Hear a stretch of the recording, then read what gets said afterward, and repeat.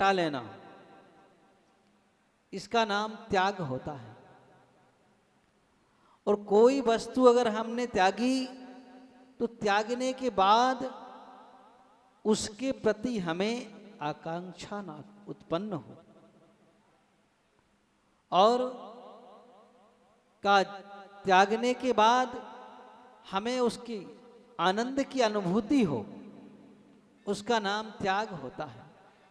जैसे आप सभी पूजन कर रहे हैं, पूजन में हम अच्छे अच्छी द्रव्य चढ़ाते हैं, बढ़िया सुंदर सा चावल, बादाम, सुपारी और भी द्रव्य उसमें चढ़ा देते हैं मिला करके, मिष्टान भी चढ़ा देते हैं, ड्राई फ्रूट्स भी चढ़ाते हैं मिला करके। तो ऐसे हम उत्तम पदार्थों को चढ़ाते हैं, तो चढ़ाने के बाद हमें ऐसा महसूस नहीं होना चाहिए कि हमने अच्छे उत्तम पदार्थ चढ़ा दिए हैं, ड्राई फ्रूट चढ़ा दिए हैं, बहुत महंगे हैं, इनको हमें वापस खाने का भाव नहीं आना चाहिए। जैसे आजकल लोग करते हैं ना कि चढ़ाने के बाद अगर छूने में आए तो हाथ धोते हैं। क्या करते हैं? हाँ, ये हाथ धोने की आवश्यकता नहीं है, उसमें हमारे अंतरंग से हाथ धुल जाए उस वस्तु के प्रति, बाहर के हाथ धोने की आवश्यकता नहीं है। मतलब वह वस्तु चढ़ाने के बाद इतनी गंदी नहीं हो जाती है कि हाथ धोने की आवश्यकता पड़े। क्या है कि चूंकि हमने जो महत्वपूर्ण वस्तु चढ़ाई है, उच्च वस्तु चढ़ाई हुई है, वैसे भगवान की पूजा में सारा द्रव्य उच्च ही प्रयोग होता है। इसलिए पूज्यपाद स्वामी अंचलिका में कहते हैं, दिव्येण रहाण्येण दिव्येण गंधेण दिव्येण अक्षेण दिव्येण पुष्पेण दिव्येण चूर्णेण दिव्येण दीपेण दिव्येण धूपेण दिव्येण वासेण निश्चिकालम अंचन्ति पूज्यन्ति वंदन्ति नमस्यन्ति अमवीय। तो का हम हमेशा निश्चिकाल उच्च से उच्च वस्तु, जब वो सबसे अच्छी हो सकती है, ऐसा ऊंचा जल, चंदन, अक्षत, पुष्प, नैवेद्य, दीप, धूप, फल, सारे की सारी वस्तुएं हम ऊंची वस्तुएं, उच्च वस्तुएं चढ़ाते हैं। तो उन वस्तुओं को चढ़ाने के बाद हमारे अंदर ये भाव ना आ जाए कि हमें ये पुनः ग्रहण करने का भाव अपने अंदर ना आए। चाहे हम वह वस्तु पूजन में चढ़ाएं, चाहे मंदिर में वस्तु दान दे दें, तो दान देने के बाद ये ना आए कि मैं ये ऊंची वस्तु है मैं ग्रहण कर लूं। तो इस तरह से, और का जब हमारे अंदर कोई चीज का संग्रह हो जाता है, तो संग्रह हो जाने के बाद हमारे मन में विकृति उत्पन्न होती है। किसी भी चीज का संग्रह आवश्यकता से अधिक हो जाए तो क्या होता है, हमारे अंदर भार जैसा महसूस होता है, बोझ लगने लग जाता है का ऐसा वह बोझ। और जब हम उसका परित्याग कर देते हैं तो हमें आनंद की अनुभूति होती है, रिलैक्स मिलता है कि हाँ अब हमने कुछ त्याग किया है। तो त्याग जैसे शरीर में अपशिष्ट पदार्थ एक्स्ट्रा बन जाएं तो हम उसको त्याग करके अनुभूति करते हैं आनंद की। ऐसे ही होता ना, जैसे एक बार हमारे सौधर्मेंद्र जी, वैसे देवों का पेट खराब नहीं होता है, देव तो विक्रियाधारी होते हैं, उनका क्या हो जाएगा। एक बार इन सौधर्मेंद्र जी का पेट गड़बड़ हो गया जाते ही जाते, और ऐसा लगा कि अब जल्दी भागना पड़ेगा, और भागते भागते घर पहुंचे, कहा जल्दी दरवाजा खोलो। और दरवाजा खोलते ही खोलते जरा थोड़ी देर हो गई तो इंद्राणी को डांटने लगी, कितनी देर लगा दी, बोले जल्दी कर। और जल्दी, बोले क्या हो गया, अरे बोले बात करने का टाइम नहीं, अभी तो जल्दी से जल्दी भागना है। और दौड़ के जाकर के जैसे ही संडास में बैठे और जैसे ही सारी विकृति निकली और ठंडी सांस ली, अब आनंद आ गया, है ना। तो कहा जैसे उस विकृति को त्यागने के बाद एक क्षण में क्या हुआ, आनंद की अनुभूति हुई, सुख मिला, रिलैक्स मिला, क्या अब सुकून मिला। ऐसे का सब प्रकार की वस्तुएं जो हमारी विभाव प्रणतियां हैं, उन सबको हमें त्यागने के बाद हम जैसे ही त्याग करते हैं और वैसे ही हमारे अंदर एक आनंद की अनुभूति हो, सुकून मिल जाए, उसका नाम त्याग है। और राजवार्तिक में तत्वार्थ सूत्र के टीकाकार राजवार्तिक में उन्होंने इस त्याग को का दान के रूप में भी लिया है, क्योंकि संपूर्ण वस्तुओं का त्याग तो कोई कर नहीं सकता है। आज के समय में संपूर्ण वस्तुओं का त्याग कर पाना बहुत कठिन कार्य है। क्यों कठिन है? क्योंकि हीन सहनन है। साधु संत भी संपूर्ण वस्तुओं का बाहर से त्याग नहीं कर पाते। क्यों नहीं कर पाती? क्योंकि इस समय शरीर की हीनता है। चतुर्थ काल में जिस समय शरीर में दृढ़ता होती थी, उस समय साधु के हाथ में केवल और मात्र पिछी कमंडल होता था और बाकी कुछ भी नहीं। शास्त्र की भी आवश्यकता नहीं पड़ती थी। किसकी आवश्यकता? मात्र पिछी कमंडल की। शास्त्र तो वह स्वयं अपने अंतरंग से निकालते थे, उनके मुख से जो निकल जाए वो शास्त्र बन जाता था। तो केवल पिछी कमंडल की आवश्यकता और स्वाधीन इतने होते थे कि किसी की भी आवश्यकता नहीं पड़ती थी कि हमारे साथ तुम 4 कदम भी चलो, किसी की आवश्यकता नहीं। तो उस समय का वातावरण अलग रहता था, लेकिन इस समय का वातावरण थोड़ा परिवर्तित रहता है और उस परिवर्तित वातावरण में भी का वह अंतरंग से ना चाहते हुए भी मजबूरी में वह कार्य करना होता है। ये बात अलग हुआ करती है। तो यहां पर कहा कि वह आचार्य राजवार्तिक ग्रंथकार में कहा हुआ है कि यह दान को ही त्याग कहा हुआ है। इसलिए दान को त्याग कहा हुआ है क्योंकि गृहस्थ आदमी संपूर्ण वस्तुओं का त्याग नहीं कर सकता है। अगर त्याग कर देगा संपूर्ण का तो वह साधु बन जाएगा। तो जहां संपूर्ण का त्याग नहीं हो सकता है, वहां पर थोड़ा सा त्याग भी महत्वपूर्ण हो जाता है। तो का दान को ही त्याग कहा हुआ है। और दान क्या चीज है? तो तत्वार्थ सूत्र में परिभाषा आई हुई है, अनुग्रहार्थम स्वस्याति सर्गो दानम। अनुग्रहार्थम मतलब दूसरे के उपकार के लिए। इसके लिए स्वस्याति सर्गो दानम, स्व की वस्तु दूसरे की नहीं कहा जा रहा है। किसकी? स्वयं की वस्तु। स्वयं की वस्तु त्याग देने का नाम ही दान है। क्या है? दान की परिभाषा ध्यान से सुनना। क्या है? अनुग्रहार्थम स्वस्याति सर्गो दानम। क्या? अनुग्रहार्थम मतलब दूसरे के उपकार के लिए और स्वयं के भी उपकार के लिए, दोनों का उपकार उसमें समाहित होता है कि हमारा भी कल्याण हो और जिसको हम दे रहे हैं उसका भी हो। तो ऐसे स्वस्याति सर्गो दानम, दोनों के का उपकार के काम है। जो वस्तु हम त्यागते हैं उसका नाम दान हुआ करता है। तो ऐसा वह दान जिसमें दोनों का उपकार समाहित हो। अब उस उपकार के अंतर्गत का वह दान 4 प्रकार का कहा हुआ है। कितने प्रकार का? 4। उस 4 प्रकार के दान में हर चीज समाहित हो जाती है। तो जहां कहा कि हमारा और पर का दोनों का उपकार हो जाए, ऐसा वह दान सबको महान बना देता है। तो कहा है कि कोई कह सकता है कि मैंने इतनी मेहनत से धन कमाया है, मैं क्यों दान करूं? क्या करना दान करके? दूसरों को क्यों दूं? ये भी बात आ सकती है। लेकिन ध्यान रखना, कहा कि पुण्य के फल की आसक्ति पाप का बीज बनती है और पुण्य के फल की वृत्ति पुण्य का बीज बनती है।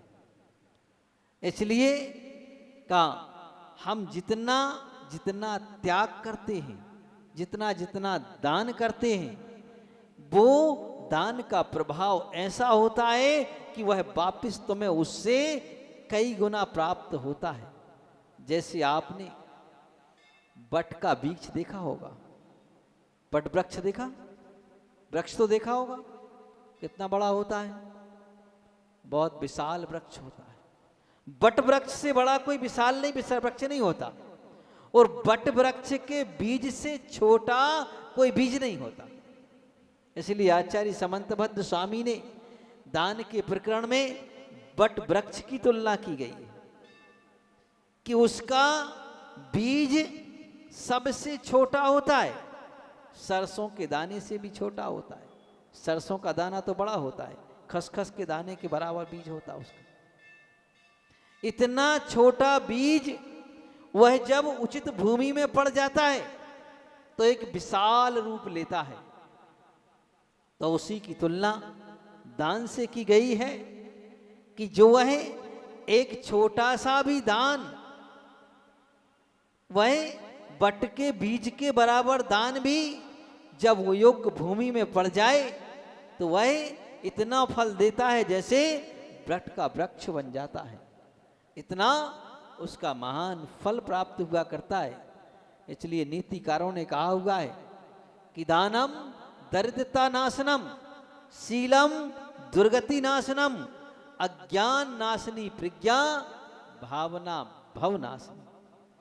कहा है कि दानम दरिद्रता नाशनम, दान नियम से दरिद्रता का नाश करता है। लोग समझते हैं कि आज मैंने बहुत मेहनत की, बहुत श्रम किया, बहुत पढ़ाई की, इसलिए हमें ये धन की प्राप्ति हुई है। इससे नहीं हुई है, ध्यान रखना। धन की प्राप्ति होना अलग कर्म होता है और पढ़ाई करना अलग कर्म होता है। दोनों कर्म अलग अलग हैं। पढ़ाई किससे होती है? ज्ञानावरण कर्म के क्षय उपशम से पढ़ाई होती है। किससे होती है?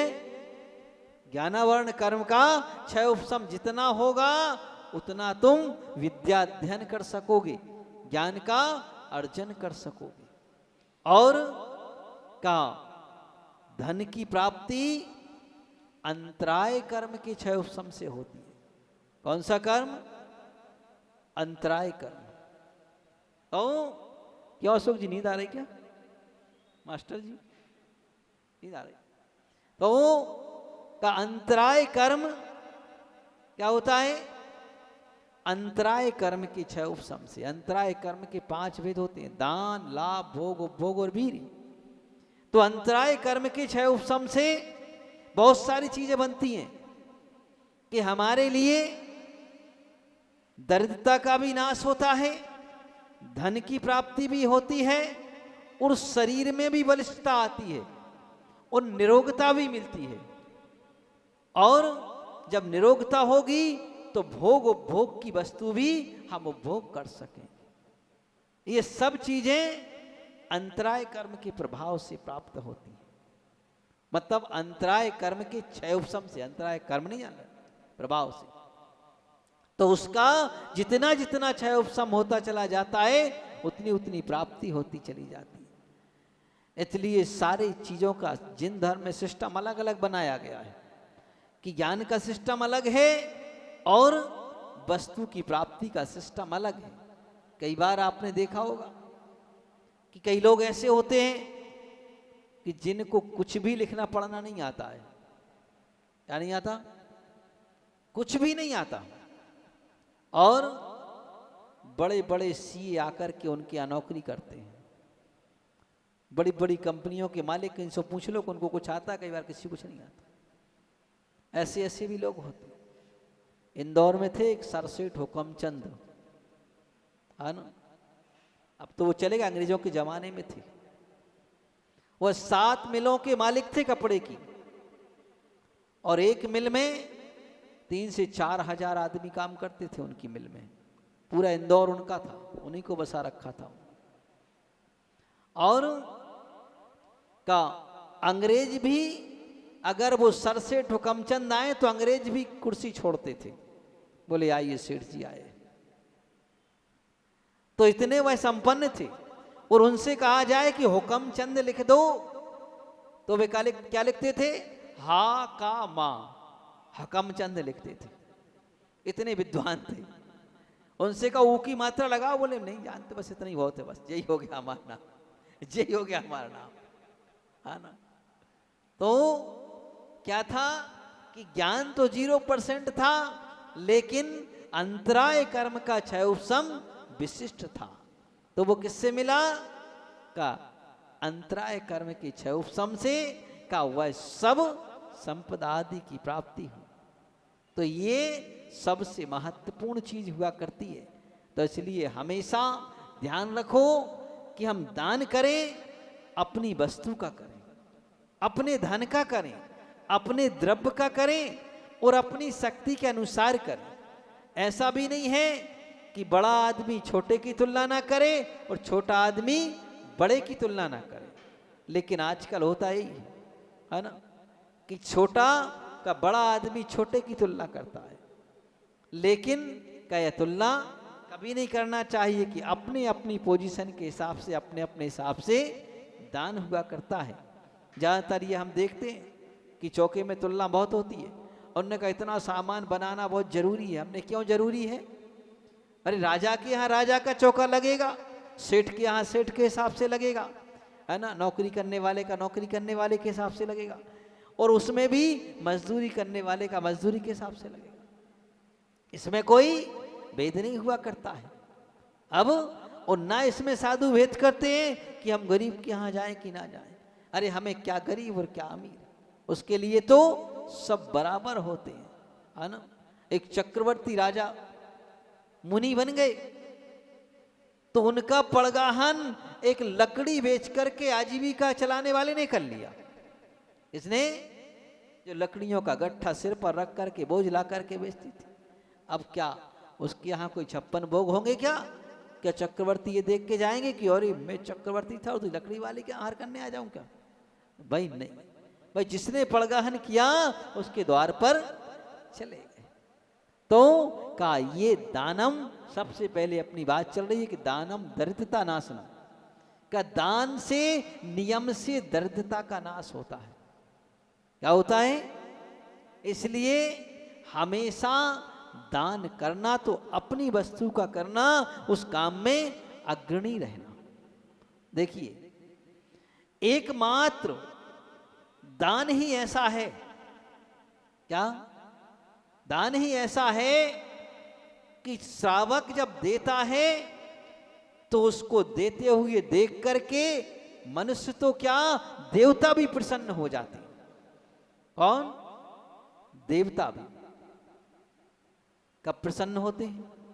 अगर उत्तम दाता और उत्तम पात्र दोनों मिल जाएं, तो दोनों की दान की क्रिया को देख करके कभी देवता इसलिए प्रसन्न नहीं होते कि साधु आहार कर रहा तो हम रत्न बरसा दें। ध्यान रखना, इसमें नहीं होते। किसमें होते हैं? उस देने वाले की अनुमोदना करते हैं कि धन्य है तू दाता, जो ऐसे पात्र को तुझे दान देने का अवसर मिला, उसकी अनुमोदना करते हुए और आकर के रत्नों की वृष्टि कर देते हैं। क्या करते हैं? रत्नों की वृष्टि। और ऐसा नहीं कि एक मुट्ठी भर के ऐसे चढ़ा दिया, ऐसे फेंक दिए, नहीं, है ना। क्यों धनपति कुबेर, हाँ, कहा जैसे अब अपन आयोजन करते हैं धनपति कुबेर एक मुट्ठी फेंकते हैं, ऐसा नहीं करते। वो दोनों हाथ ऐसे कर देते हैं तो रत्न बरसना अनवरत चलता रहता है और ढेर लग जाता है। थोड़े बहुत नहीं होते, इतना ढेर लगता है कि आप इकट्ठे कर लो तो बड़े बड़े रथ भर जाएंगे। जिस समय रामचंद्र जी ने और सीता ने और लक्ष्मण जी ने जंगल में आहार दिया था, कितनों को आहार दिया था? कितनों को दिया था? कितने थे? कितने आदमी थे? 2 और तुम 3, है ना। तो का राम लक्ष्मण और सीता 3 थे। कितने थे? 3, और लेने वाले 2। तो देखिए वह लेने वाले 2 और देने वाले 3, और 3 में भी एक तो बाहर की व्यवस्था देखते थे, अंदर तो 2 ही थे। तो 2 देने वाले और 2 लेने वाले, क्योंकि नारायण कभी भी साधु के हाथ पर ग्रास नहीं रखता। कौन? नारायण कभी नहीं रखता, ऐसा नियोग रहता है। क्योंकि साधु के हाथ पर अगर उसने ग्रास रख दिया तो उसकी तीसरे लोक का राजा नहीं बन सकता वह। किस लोक का? तीसरे लोक का। और नारायण नियम से तीसरे लोक में जाते हैं, तो इसलिए वह कभी साधु के हाथ पर ग्रास नहीं रखते, बाहर से सारी व्यवस्था करते हैं।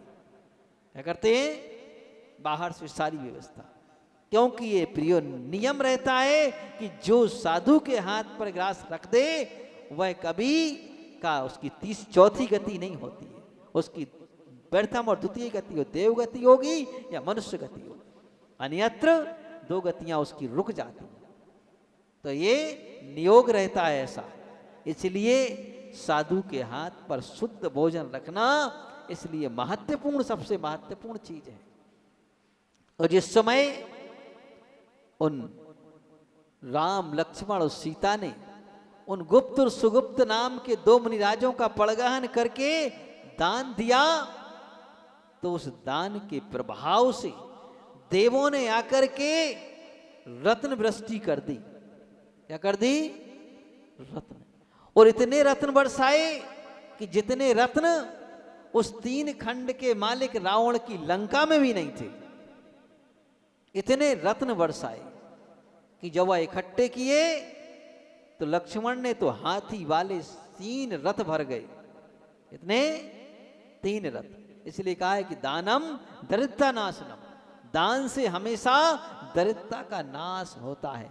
इसलिए अपने पास में जितना हो, जितनी अपनी सामर्थ्य हो, दूसरे की देख करके तुलना करके नहीं, अपनी सामर्थ्य के अनुसार साधु को दान अवश्य देना चाहिए। का इस दान के प्रभाव से दरिद्रता का नाश प्रत्यक्ष भी देखा जाता है और परोक्ष भी देखा जाता है। क्योंकि दान का फल भोग भूमि की प्राप्ति होती है। क्या होती है? भोग भूमि की और स्वर्ग की प्राप्ति होती है। और कर्म भूमि के मानव से भोग भूमि के मानव की संपदा, सुख और शरीर का बल, सब चीजें अनंत गुणी होती हैं। कितनी होती हैं? अनंत गुणी होती हैं। तो ऐसी वह अनंत गुणी वस्तुओं की उपलब्धि का एकमात्र उस छोटे से दान से होती है। अब दान का मतलब ये नहीं समझना कि बहुत सारा हमने दिया सोई दान है, ऐसा नहीं है। अगर आपके पास में एक रोटी है तो उसमें से अगर आपने 1 ग्रास भी दान कर दिया तो वो भी दान है ना। महाराणा प्रताप का नाम सबने सुना होगा, सुना है ना। कहां के राजा थे? चित्तौड़ के राजा थे। जिस समय उन मुगलों ने आक्रमण किया तो वैसे वह अपने आप में बड़े पावरफुल थे, वीर थे, उनके सामने कोई नहीं लगता था। लेकिन फिर भी जब उन्होंने आक्रमण किया तो एक बार वह परास्त हो गए और अपनी जान बचा करके जंगल में भाग गए। उन्होंने कहा अगर हम रहेंगे तो फिर से राज्य छीन लेंगे, कोई बात नहीं। और जंगल में पहुंच गए और जंगल में जाकर के भी उस समय वहां भोजन की कोई व्यवस्था नहीं। तो उन्होंने काय से रोटी बनाई जानते हो? घास की। घास से रोटी नहीं बनती। घास में एक दाना उत्पन्न होता है ना। जिस घास को जानवर खाते ना, उस हरी घास में एक फल उत्पन्न होता है। वह एक छोटा सा गोल गोल दाना उत्पन्न होता है, जो बहुत गरीब लोग होते हैं उसको खाने में लोग प्रयोग में लेते हैं। तो उस दाने से, उस घास के दाने से रोटी बनाई, जिसको घास की रोटी कह दिया जाता है। तो उस घास के दाने से अनाज निकाला और उसकी रोटी बनाई और उसमें 4 रोटियां बनी और खाने वाले 3 थे। एक महाराणा प्रताप, एक उनकी पत्नी और एक उनका पुत्र। तो उन्होंने कहा, ये नहीं सोचा कि नहीं, उसमें से भी एक रोटी सबसे पहले दान की निकाली। इसकी निकाली? दान की निकाली। उन्होंने कहा नहीं, हम ये अपनी परंपरा को कभी छोड़ेंगे नहीं। भले ही जंगल में है तो क्या हुआ, लेकिन वह दान तो एक रोटी दान की निकाली और दान की निकाल करके बाद में अपनी रोटी का सेवन किया। तो कहा वहां पर भी उन्होंने उस परंपरा को नहीं छोड़ा। वो लगता है कि उसी दान के प्रभाव से, एक रोटी जो दान की निकाली, उस रोटी के प्रभाव से उधर भामा शाह का मन पलट गया और उसने कहा अरे नहीं, अपना राजा संकट में है तो अपना ये धन कब काम आएगा? 7 पीढ़ी से जो इकट्ठा किया हुआ है ये कब काम आएगा? ये तो राजा ने दिया हुआ है। और उस दान के लिए तो उसका मन पलटा और अपनी 7 करोड़ दीनार संपत्ति घोड़ों पर लाद करके और महाराणा प्रताप के पास पहुंच गए। बोले राजन, जैसे ही महाराणा प्रताप ने भामा शाह को देखा, भामा शाह जैन था, जैसे ही भामा शाह को देखा तो पूछा, बोले क्या बात है, तुम्हारे ऊपर भी संकट आ गया क्या? तुम्हें भी भागना पड़ा? भामा शाह ने कहा नहीं राजन, मेरे ऊपर संकट नहीं आया, तो मैं तो उस राज्य को पुनः वापस लाना चाहता हूं, इसके लिए आपके पास आया हूं। बोले अब कैसे आएगा, अकेला क्या कर सकता हूं? उन्होंने कहा आप अकेले नहीं हैं, हम आपके साथ हैं। और बोले घोड़े देख रहे हो? बोले इन घोड़ों पर स्वर्ण मुद्राएं भरी हुई, और आप फिर से सेना तैयार करो और हम फिर से वापस ये सब अपन राज्य वापस लेंगे। बोले इस संपत्ति से 1000 सैनिकों के लिए 1 वर्ष तक तनख्वाह दी जा सकती है, उनकी सारी व्यवस्था की जा सकती है, इसलिए ये सारी संपत्ति आपकी दी हुई है, इसलिए आपके लिए ये समर्पित है। तो उन्होंने पुनः उसकी सेना तैयार की और फिर से मुगलों से अपना राज्य वापस ले लिया। तो कहा कि इस तरह और हो सकता है ये सारा प्रभाव उस एक रोटी के दान का है, कि जहां उन भामा शाह ने एक रोटी की दान करने की महिमा इतनी बड़ी हुआ करती है कि उनको पुनः वापस अपना राज्य प्राप्त हो गया। तो इसलिए हम भी का अपनी सामर्थ्य के अनुसार अपना कार्य, अपना दान अपने जीवन में अवश्य करते रहें, क्योंकि दान की महिमा बड़ी अचिंत हुआ करती है। काय दानम दरिद्रता नाशनम का नियम से वह दान दरिद्रता का नाश करने वाला हुआ करता है। तो ऐसा वह दान जिसके प्रभाव से हम भोग भूमि में जाते हैं, जहाँ अनंत सुख की प्राप्ति होती है, तो उस अनंत सुख को पाने का पुरुषार्थ करें। और आज का विधान भी बड़ा हुआ है, 10 लक्षण महापर्व का विधान है, 10 धर्मों की पूरी पूजन होना है, तो काम बड़ा हुआ है। इसलिए आज अपन अपनी बात को यहीं पर विराम करते हैं। यानी बोलिए देवादिदेव 1008 चिंतामणि पार्श्वनाथ भगवान की